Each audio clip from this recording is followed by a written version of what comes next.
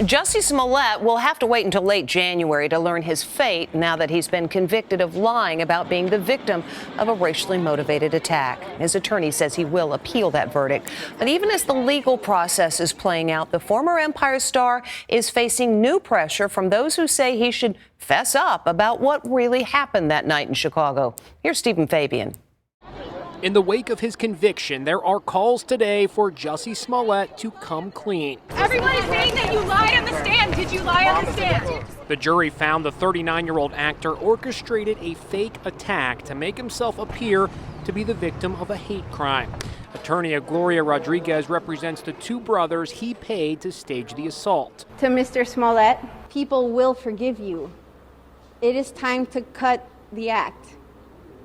Just come clean. The call was echoed by Sonny Hostin on The View. What I would like to see when he arrives before the sentencing judge is complete contrition and penance, and for him to say, I lied. I asked Smollett's defense attorney, Nenye Uche. Is Jussie Smollett finally going to come clean here? There's nothing to come clean when you're not guilty of anything. Many verdicts have been overturned on appeal. Let's exhaust all of that first before we start counting our eggs in the basket. Does he stand by his story that this actually happened to him? Yes, he does. I mean, he does. This happened to him. Special prosecutor Dan Webb denounced Smollett's testimony in which he insisted it was not a hoax. For Mr. Smollett to get up in front of them and lie for hours and hours and hours, that really compounded his misconduct. Defendants do not have the right to go in front of a jury and lie under oath.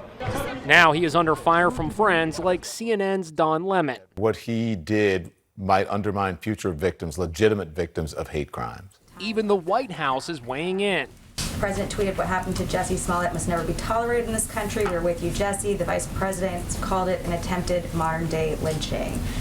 Since the guilty verdict, are there any lessons learned here on rushing to judgment when a crime is alleged? There are lessons learned perhaps for everybody who commented at the time, including former President Trump. He's also being put to the sword on social media. Just tell the truth. Stop the charade.